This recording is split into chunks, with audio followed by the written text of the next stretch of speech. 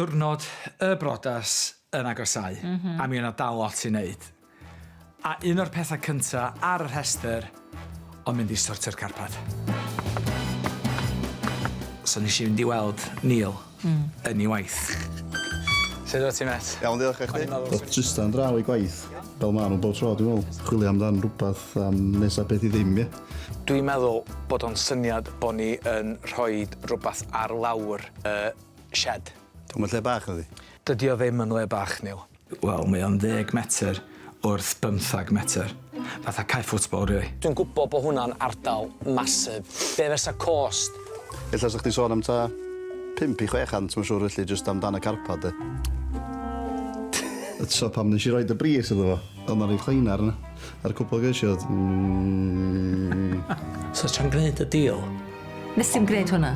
O'n i fel a. Isio gorau lawr, ys? Achos y thing ydy, Neil, ti'n gwybod y hyn, sgennon ni ddim y cash yna. Ia, dwi'n meddwl bod yn ei helpu allan y fyna, ysyn. Am baint? Am ddim. Unwaith o ddeg, gewch chi am ddim. Dinsh! O'n i fel a.